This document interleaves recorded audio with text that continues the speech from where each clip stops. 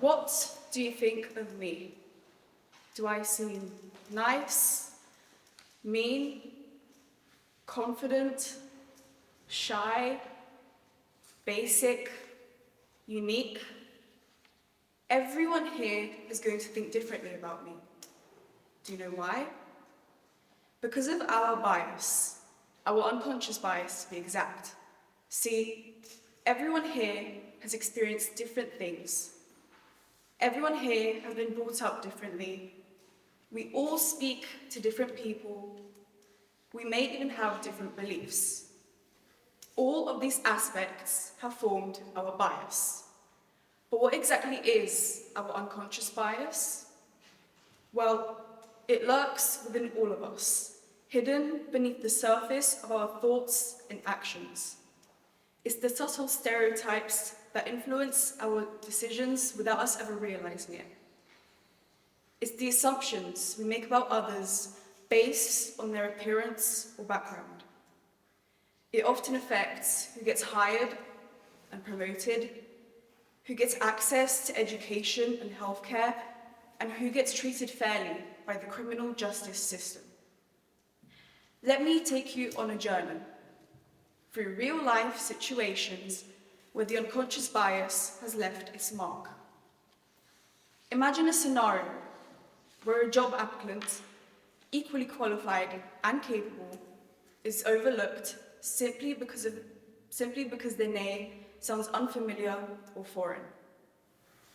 Or consider the student that is underestimated by their teachers simply because of their background, despite their immense potential.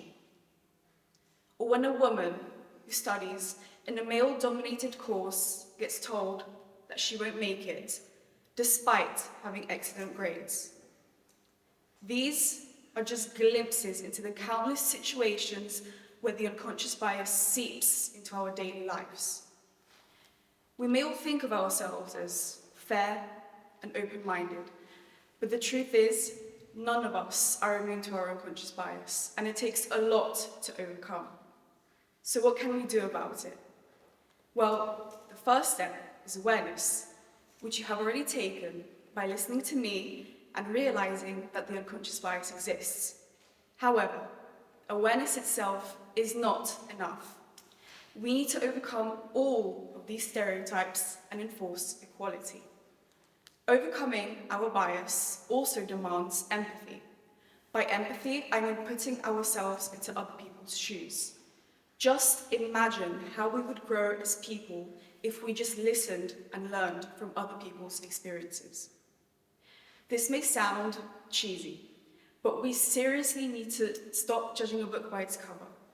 We really need to get to know people before we make any assumptions.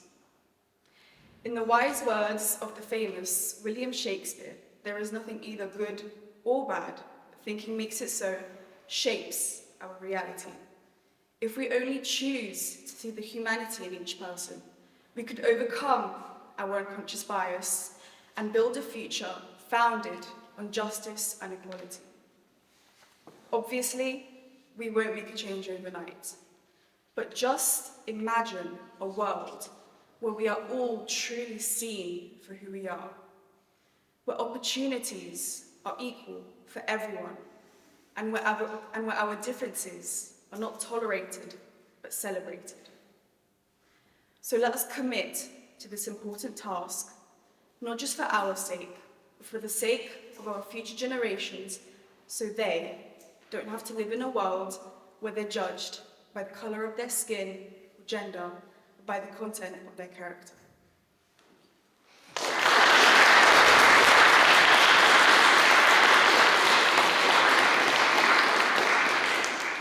Questions, please.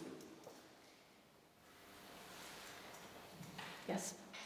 Do you think judging a book by its cover is always wrong, or do you find that in some situation it's needed? A very good question. I believe in our gut feeling, and I believe that our gut feeling is very important to help us make our decisions.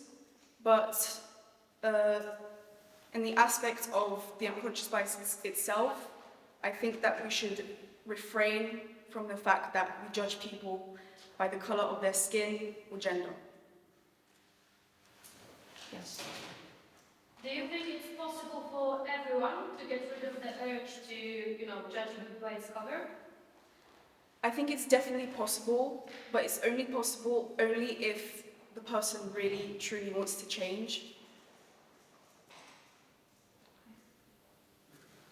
Okay, the last question. Do you think that judging is a natural instinct? It's a natural instinct which I think we should move away from. I think we should overcome it. Thank you very much.